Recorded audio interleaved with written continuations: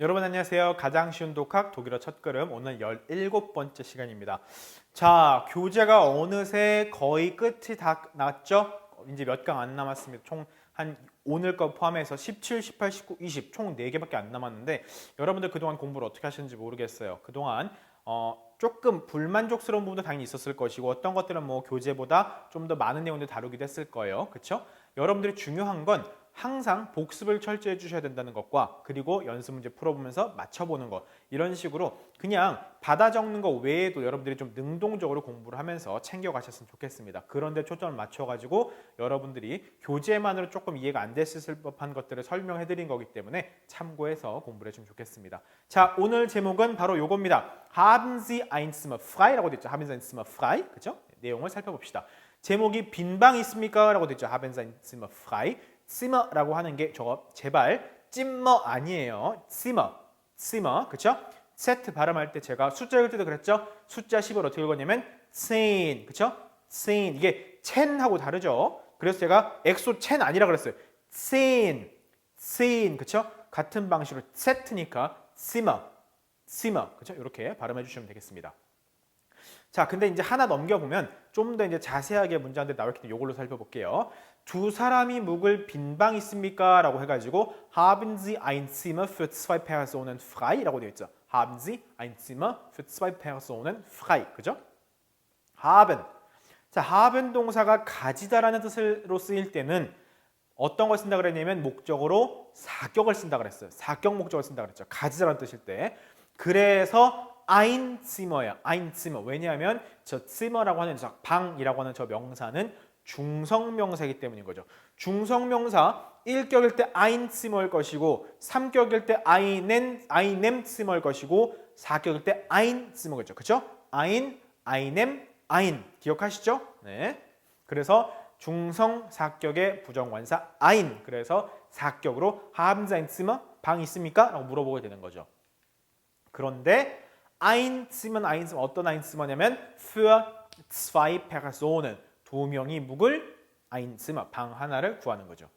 그런데 frei라고 되어 있어요. frei. 자, frei 같은 경우는 영어의 free에 해당하는 단어예요. 근데 frei든 free든 간에 의미가 여러 가지가 있죠. 공짜, 무료라는 뜻도 있지만 자유로운이라는 뜻도 있고 여기서 같은 경우는 어떤 뭐라 그럴까요? 비어있는, 사용하지 않는 이런 의미할 때 frei라는 말 쓰거든요. 그래서 여기서 ein Zimmer frei라고 말하면 뭐냐면 방인데 어떤 방? 비어있는 방. 그래서 빈 방 좀 있습니까? 라고 물어보는 거예요. Haben Sie ein Zimmer frei? 이렇게 말하는 거죠. 근데 같은 그 frei라는 의미에서 어떤 거 쓰냐면 Ist hier noch frei? 라고 물어보는 표현이 있어요. 여러분들이 기차를 타거나 뭐 했을 때 티켓으로 자리를 예약하지 않은 경우에는 빈자리에 앉을 수도 있어요. 경우에 따라서는. 물론 예약이 됐다 떠있는 자리가 있고 그냥 빈자리가 있는데 빈자리는 앉으면 되거든요. 혹은 예약이 있어도 그 구간이 아니면 앉을 수 있는데 어쨌든 물어보게 됐죠. Ist noch frei? 여기 우리말로 하면 그거예요. Ist noch frei? 여기 자리 있습니까? 라고 물어보는 거죠. 여기 자리 있나요? 우리 이렇게 물어보면 자리 있나요? 그죠? 독일어로는 Ist noch frei? 여기 자리 비어 있습니까? 라고 물어보게 되는 거예요. 여기 아직 차지한 사람 없습니까? 라고 물어보는 거죠. 그래서 이때 frei라는 표현을 그렇게 쓰게 된다는 거죠. 근데 frei의 반대말은 참고로 besetzt라는 표현인데 이 두 가지를 여러분들이 알고 계시면 유용할 거예요. 선생님 왜 초록색과 빨간색이에요? 이게 바로 어디서 볼 수 있는 거냐면 여러분들이 기차를 타거나 비행기를 탔을 때 화장실에서 볼 수 있어요.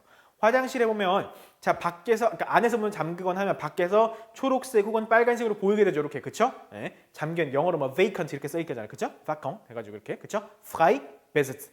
독일어로 각각 frei 비었음, besetzt 사람 있음 혹은 잠겼음이라고 할 때 이렇게 두 가지를 쓰게 됩니다. 그래서 물어보죠. Ist noch frei? 혹은 Ist schon besetzt? 물어보게 되는 겁니다. 그래서 만약 Ist noch frei라고 여러분들이 물어봤는데 상대방이 ja, hier ist noch frei. 네, 여기 아직 비어 있습니다. 라고 말하게 되는 거죠. 우리말하고는 다르죠. 우리말은 여기 자리 있나요? 네, 자리 있어요. 이러면 누가 있구나 이건데 frei라고 물어봤기 때문에 여기 비어 있나요? 네, 비어 있습니다. 라고 말하게 됩니다. Ja, hier ist noch frei. 그러면 이제 앉을 수 있는 거죠. 그죠? 네. 이미 차 있으면 Nein, leider schon besetzt. besetzt라는 표현이 뭐라 그랬냐면 누군가가 차지하고 있는 그런 거죠. 차지하고 있는 이미 점령당한 이제 이런 거라서 Nein, schon besetzt. Nein, 아니요. leider 유감이지만 schon besetzt 이미 누군가가 차지했습니다. 잘 있습니다. 라는 의미가 되는 거예요. 그래서 여러분들 frei와 besetzt를 통해서 일상생활에서 꼭 알고 있어야 되는 표현이 되겠죠.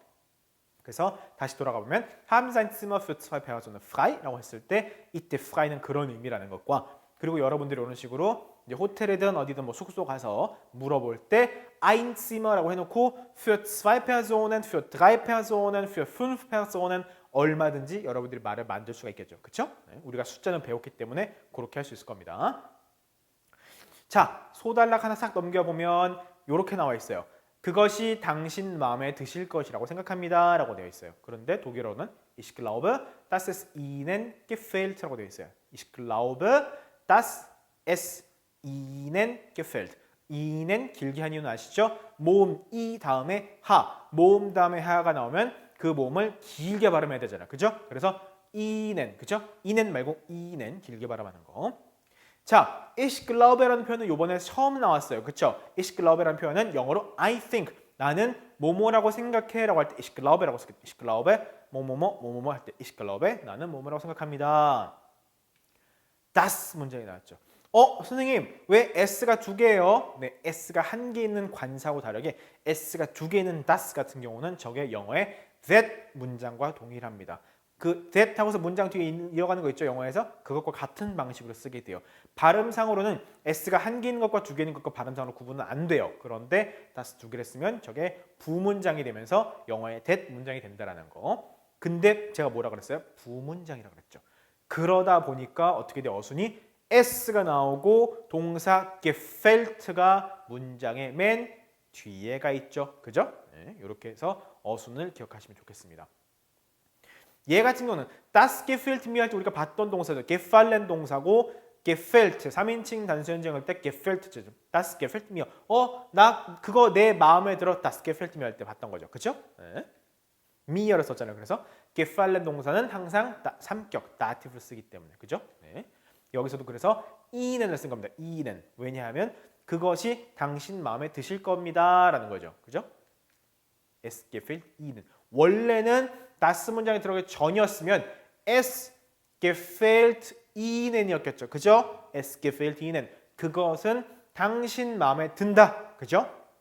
그죠? 요거 이해하시죠? gefallen 다음에 dative, 삼격 필요하니까. 그런데 das라고 하는 부문장 안에 들어가다 보니까 부문장에서 어떻게 돼요? 두 번째 위치했던 원래 문장에서 두 번째 위치했던 동사가 문장의 맨 뒤로 날아가죠. 그래서 das es ihnen gefällt가 된 겁니다. 그죠? 이해하시죠? 네, 이렇게 부문장은 항상 원래 문장의 두 번째 위치했던 동사가 문장 맨 뒤로 날아가 버린다라는 걸 기억을 하셔야 됩니다. 모를까봐 정리를 해드릴게요. 자, das gefällt mir라고 할 때 gefallen 동사 다음에는 mir 삼격을 썼죠. 그거 내 마음에 들어. 그렇죠? 그거 내 마음에 들어 할 때 mir 삼격을 썼어요. 여기서도 마찬가지입니다. das라고 하는 저 문장 형태, 영어의 that 문장이니까 das 문장 이하를 해석하고 나서 앞으로 가면 되겠죠? 영어에서도 that 이하를 먼저 해석하는 것처럼 das 문장이 있다 보니까 주어가 나오고 동사가 문장 맨 뒤로 날아가 버렸어요. 그렇죠? 그러다 보니까 어쩔 수 없이 gefält가 문장 맨 뒤에 있지만 어쨌든 gefallen 동사 자체는 목적으로 삼격을 필요로 하기 때문에 ihnen 갖다 쓸 수밖에 없는 거죠.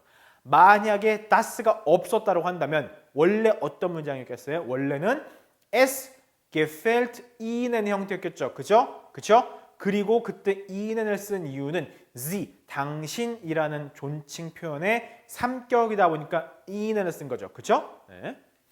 그래서 das 문장 같은 경우는 그 뒤에 부문장이기 때문에 주어 그리고 점땡땡 다른 거 다 집어넣고 문장 맨 끝에 동사가 오게 된다는 거 이렇게 기억을 해주시면 좋겠습니다. Ich glaube 라고 해서 I think죠. 나는 뭐뭐라고 생각합니다 라는 표현을 여러분들 오늘 배우시게 되는 거예요. 그래서 예를 들면 Ich glaube 해놓고 뒤에다가 das, did, 예를 문장을 만드실 수가 있어요. 예를 들어봅시다. Ich glaube 해놓고 Es regnet heute. 선생님 이게 뭐죠? regnet이라는 동사를 우리가 배운 적이 있는데요. Es regnet 무슨 뜻이죠? Es regnet 동사 원형은 regnen이라고 하는 동사였어요. 뭐였죠? 혹시 기억하실까요? 이거 언제 배웠죠? 그렇죠. 날씨할 때 배웠잖아요. 날씨할 때. 그렇죠? 날씨할 때 뭐라 그랬냐면 일반적으로 es ist라고 대답한다 그랬죠. 그래서 es ist sonnig, es ist bewölkt, 뭐 es ist 뭐 이런 식으로 쭉 뒤에다 붙일 수 있죠. 그런데 비가 온다고 할 때는 es regnet라고 해가지고 그냥 동사 regnen 자체를 쓴다 그랬고 es schneit라고 해가지고 schneien 동사 쓴다 그랬죠. 눈이 내릴 때, 그렇죠? Es ist bewölkt, es ist sonnig, es ist windig 이런 표현 썼던 기억나네요, 그렇죠? 네. 물론 여기다가 제가 추가로 예를 들어서 regneris라는 표현을 썼지만 이제 그거는 제가 직접적으로 프린트물에 쓴 건 아니니까 PPT에 올린 건 아니니까, 그렇죠?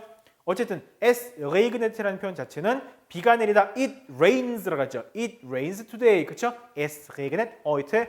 오늘 비가 내립니다. 그런데 ich glaube라는 저 문장에다가 das를 붙여서 집어넣으려고 하는 거예요. 자, das에다 집어넣을 때 어떻게 한다 그랬냐면 원래 문장에서 두 번째 위치에 있던 동사를 문장의 맨 뒤로 날려보낸다 그랬죠. 그렇죠? 그렇죠? 그 생각을 가지고 붙이면 ich glaube das 해놓고 나서 어떻게 해요? es heute regnet가 되겠죠. 그죠? 원래 있던 es regnet를 문장 맨 뒤로 날려보내니까 es heute regnet 이런 형태가 될 겁니다. 그죠? 이해되시죠? 구조 지금. 그죠? ich glaube 나는 생각합니다. 뭐라고 생각해요? das 이하라고 생각해요. es heute regnet 오늘 비가 올 거라고 생각해 라는 얘기죠.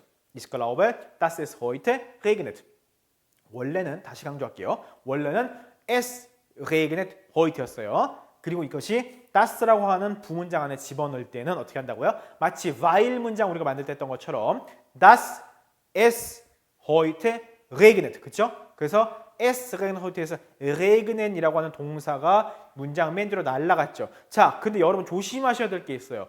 문장 맨 뒤로 날릴 때 반드시 조심해야 될 것. 이것이 조동사 때문에 날아가는 것인지 부문장이라서 날아가는 것인지를 꼭 고민하셔야 돼요. 왜냐하면 조동사 때문에 본동사가 날아가는 경우라고 한다면 그때는 본동사가 동사의 원형으로 날아가야 되죠. 그죠? 그런데 단순히 부문장이라서 동사가 날아갈 때는 그때는 동사가 원래 주어와 s니까 3인칭 단수 현재형이니까 s regnet죠. 그죠? 이렇게 주어와 성수격을 맞춰줘야 되는 거예요. 그래서 es heute regnet 할 때도 es heute regnen 하지 않고 regnet라고 한 이유는 원래 es regnet의 이 짝이었던 건데 얘가 부문장이라서 동사가 위치만 맨 뒤로 날아가는 거지 형태가 바뀌는 게 아닙니다. 조심하셔야 돼요. 다시 한번 조동사 때문에 본동사가 문장 맨 뒤로 날아갈 때는 조동사로 인해서 본동사는 문장의 맨 끝으로 가면서 동사 원형이 되는 게 맞는데 그죠? 부문장이라고 할 때는 단순히 어순만 바뀐 거기 때문에 동사는 원형으로 날아가는 게 아니라 주어와 아다리가 서로 맞아야 된다. 주어와 서로 이 1인칭, 2인칭, 3인칭 여부를 맞춰서 맨 뒤로 날려보내줘야 된다. 그거 꼭 기억하셔야 됩니다. 이것 때문에 많이들 틀려요. das 문장일 때 그래서 s 다음에 regnet 동사가 뒤에 날아가 있다. 그리고 s와 짝을 맞춰서 s regnet 형태까지 맞춰 있다. 그죠? 여러분들 혹시나 ich glaube, dass es heute regnen 쓰면 틀립니다. s일 때는 regnet니까요. 그렇죠? 네. Ich glaube 하나 더 해봅시다. Du magst keine Pizza. 너 피자 안 좋아하는 것 같아. Ich glaube 난 생각해. Du magst keine Pizza. 너 피자 안 좋아하는 것 같아. Ich glaube, dass du keine Pizza magst라고 되어 있죠. 그죠? Ich glaube, dass du keine Pizza magst. 설명 안 해도 되겠죠? 그죠? 원래 du magst keine Pizza 하는데 du 해놓고 keine Pizza magst가 된 거죠. 그죠? 여기서 보시면 mögen 동사가 문장 맨 뒤로 날아간 거니까 그죠? 이렇게 해서 쓸 수 있겠죠. 네? 이해되실 겁니다. 방이 당신 마음에 들 것입니다. 이제 요 얘기가 나올 텐데 Das Zimmer wird Ihnen gefallen. 자, 아주 주옥 같은 좋은 표현이 등장했어요. wird gefallen.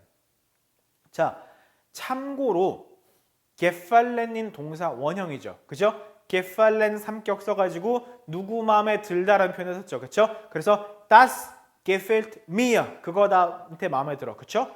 das gefällt Ihnen 그거 당신께 마음에 들 겁니다. 그렇죠? 항상 삼격을 써왔어요. 그죠? 그런데 일단 문장 맨 뒤에 날아가 있네요. 그것도 동사 원형으로. 그럼 이게 뭘까? 바로 독일어의 미래 시제입니다. 독일어의 미래 시제는 밑에 나와 있는 것처럼 werden 이라는 거에다가 플러스 땡땡땡 이게 문장 다른 것들 다 집어넣고 맨 끝에 infinitive. infinitive라는 게 동사 원형 혹은 이제 교재에 따라서는 부정형 이런 말을 쓰기도 해요. 좀 옛날 표현으로는. 그래서 werden 플러스 땡땡땡 맨 끝에다가 infinitive 동사 원형을 쓰면 그게 바로 독일어의 미래 시제가 돼요. 자, 내용을 살펴봅시다. 일단 werden 동사가 어떻게 변하는지 알아야 뭔가 써먹을 거 아니에요. 그죠? 자, werden 동사 같은 건 이렇게 나와 있어요. 얘는 여러분들이 처음 보는 걸 거예요, 아마. 그러니까 요거 반드시 일시정지로 적어 놓으시거나 메모해 놓으시거나 포스트잇에다가 혹은 뭐 캡처를 떠놓으셔도 좋아요. 자, werden ich 때 ich werde 가 되고요. Du wirst 형태가 아주 독특하죠. 얘는 그래서 불규칙 변화를 하기 때문에 여러분들이 꼭 알고 계셔야 됩니다. Ich werde, du wirst.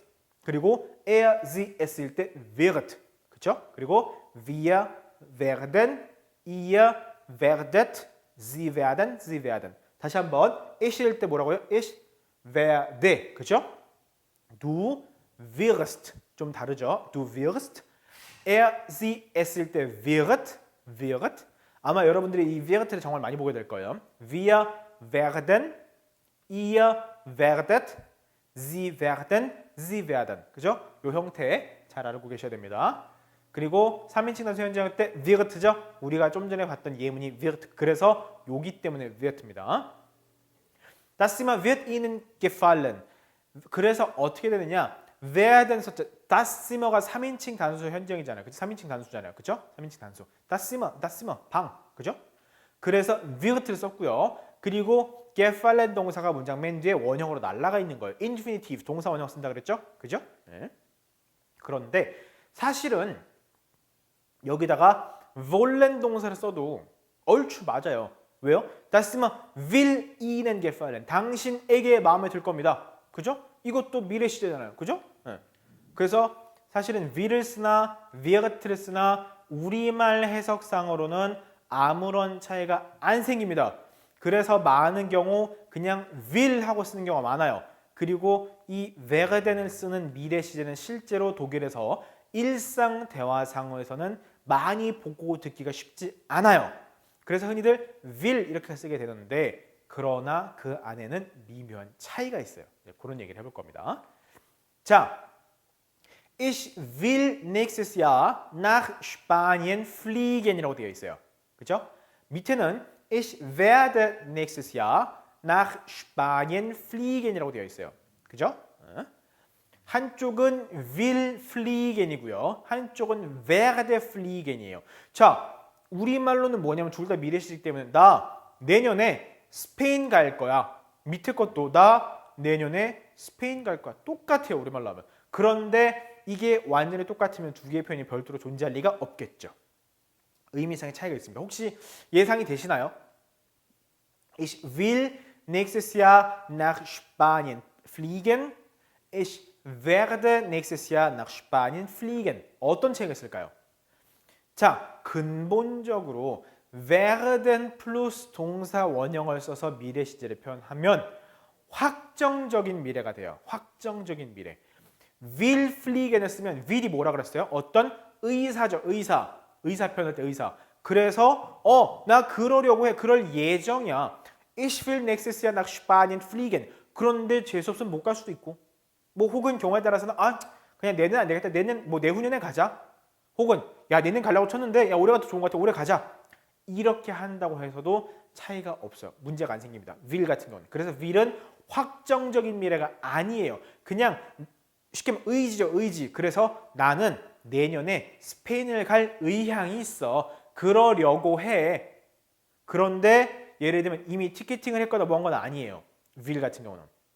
근데 Ich werde nächstes Jahr nach Spanien fliegen으로 말을 하면 뭐냐면 확정적으로 일정이 짜져 있는 겁니다. 나는 내년 되면 반드시 스페인을 가요. 이럴 때 바로 werden 플러스 동사 원형의 형태로 써가지고 미래 시제를 표현하는 겁니다. 두 가지 좀 차이가 있죠. 그래서 특히나 werden 플러스 이렇게 동사 원형 쓰는 경우에는 기정사실이잖아요. 내년 되면 자동적으로 가잖아요. 그러다 보니까 일상 대화에서 이러한 복잡한 미래 시제를 쓰지 않는 경향이 있어요. 그래서 그냥 어떻게 하느냐? Ich fliege nächstes Jahr nach Spanien이라고 합니다. 시제가 어때요? fliege 그냥 동사의 현재 시제가 됐죠. 그렇죠? Ich fliege 현재가 됐죠. 그런데 실제로 계획은 언제 일어나요? next year, 내년이잖아요, 내년. 그죠? 자, 이렇게 문장 안에서 이미 미래에 일어날 일이라는 걸 알 수 있는 어떤 근거가 있으면, 예를 들면 next year, 그죠? next year.